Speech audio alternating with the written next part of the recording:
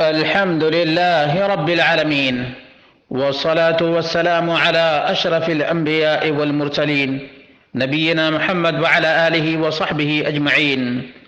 قال الله تعالى: يا أيها الذين آمنوا اتقوا الله وكونوا مع الصادقين.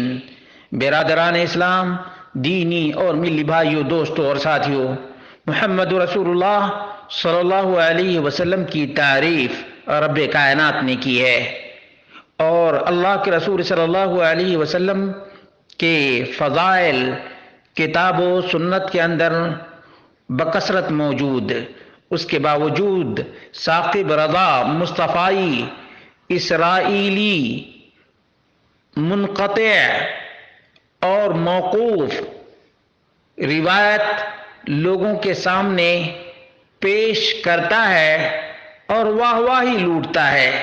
گویا اللہ کے رسول صلی اللہ علیہ وسلم کے فضائل قرآن و سنت سے ثابت نہیں ہے، اسی لیے یہ اسرائیلی روایت کو پیش کر رہا ہے تاکہ لوگ یہ سمجھیں کہ کوئی بہت بڑی اور نئی کھوج اس نے تلاش کر لی ہے. اسی لیے مدینے کے بارے میں کہتا ہے اور پوری تصویر اسکرین پر چل رہی ہے، یہ وہ شہر نور ہے جس میں 70,000 فرشتے صبح کو حاضر ہوتے ہیں، 70,000 فرشتے شام کو حاضر ہوتے ہیں اور حضور کی بارگاہ میں سلام پیش کرتے ہیں، اور جو ایک بار آتا ہے پھر قیامت تک آنے کا اسے موقع نصیب نہیں ہوتا. تو کیا یہ بات درست ہے؟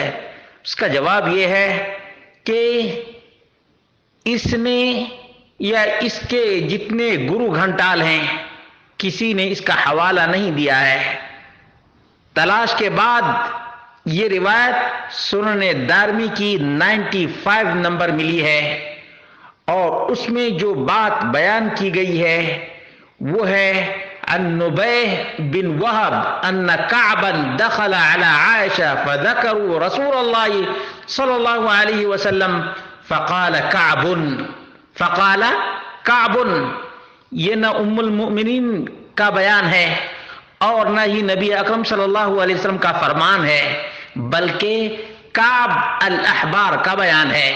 ما من یوم یطلع الا نزل 70,000 من الملائکہ حتی یحفوا بقبر النبی صلی اللہ علیہ وسلم یضربون بأجنحتهم ويصلون على رسول الله صلى الله عليه وسلم حتى إذا أمسوا عرجوا وهبط مثلهم فصنعوا مثل ذلك حتى إذا انشقت عنه الأرض خرج في 70,000 من الملائكة يزفونه.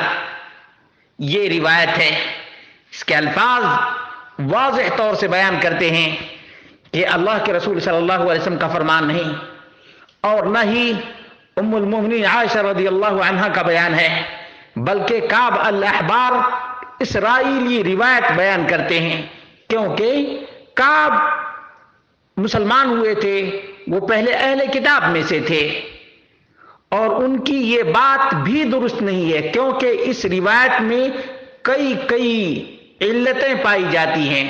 اس کا راوی کون ہے؟ عبداللہ بن صالح.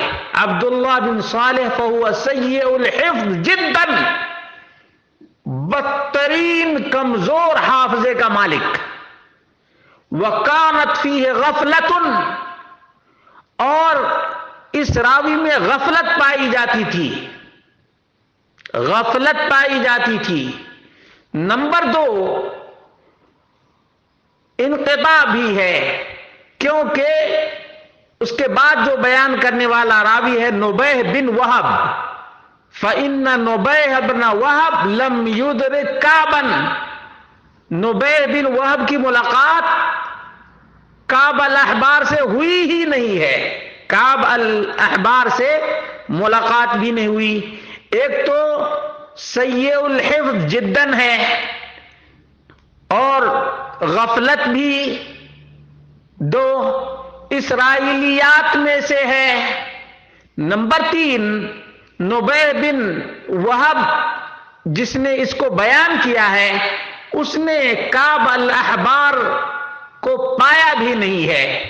معلوم یہ ہوا کہ یہ کہنا کہ نبی اکرم صلی اللہ علیہ وسلم کی قبر پر حاضری کے لیے صبح و شام 70,000 فرشتے آتے ہیں، یہ ثابت نہیں بلکہ اسرائیلیات میں سے ہے، کعب الاحبار کی طرف منسوب ہے، اور کعب الاحبار سے بیان کرنے والا نبی نبیہ بن وہب، اس سے ملاقات بھی نہیں ہوئی ہے۔ معلوم یہ ہوا کہ اس میں انقطاع ہی انقطاع ہے، غفلت ہی غفلت ہے، اور حافظے کی کمزوری بھی ہے، اسرائیلیات میں سے بھی ہے۔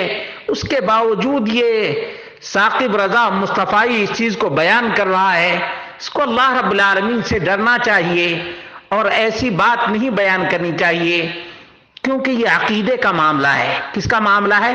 عقیدے کا معاملہ ہے۔ اور یہ جو کہہ رہا ہے یہ وہ شہر نور ہے، اب یہ شہر نور بھی ہو گیا، نبی کو بھی نور بنایا، شہر کو بھی نور بنایا، خود بھی نور بن گیا۔ اسی لیے کوئی نورانی، کوئی برکاتی، کوئی حرکاتی اپنے آپ کو لکھتا ہے۔ مسلمانوں، دلیل پوچھا کرو۔ اللہ رب العالمین نے واضح کر دیا ہے، قل ہاتوا برہانکم ان کنتم صادقین، اگر تم سچے ہو تو دلیل پیش کرو۔ یہ گویے لوگ، یہ قصے اور کہانیاں بیان کرنے والے لوگ جہاں سے چاہتے ہیں وہاں سے بیان کر دیتے ہیں، نہ کوئی پوچھنے والا اور نہ کوئی ٹوکنے والا۔ نتیجہ کیا ہے؟ حق کم ہی لوگ بیان کرتے ہیں اور افسانے بیان کرنے والے کا انبار لگا ہوا ہے۔ اللہ رب العالمین ہم سب کو حق بات بیان کرنے کی اور نبی اکرم صلی اللہ علیہ وسلم کی حقیقی تعظیم کی توفیق عطا فرمائے۔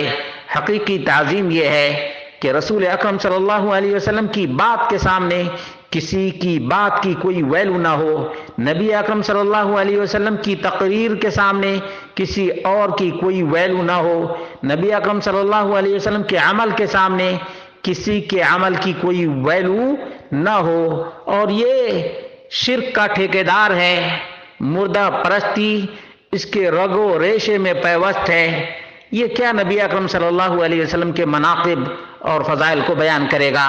مسلمانوں، عقل و شعور سے کام لو اور ایسے لوگوں کو پہچانو جو حق بات بیان کرتے ہیں، اور ایسے کو بھی جو جھوٹے قصے اور کہانیاں بیان کرتے ہیں، بغیر ریفرنس کے، بغیر حوالے کے یہ باتیں کرتے ہیں۔ اللہ رب العالمین ہم سب کو قرآن و سنت کی پیروی کرنے کی توفیق عطا فرمائے اور اسرائیلیات سے بچنے کی توفیق عطا فرمائے۔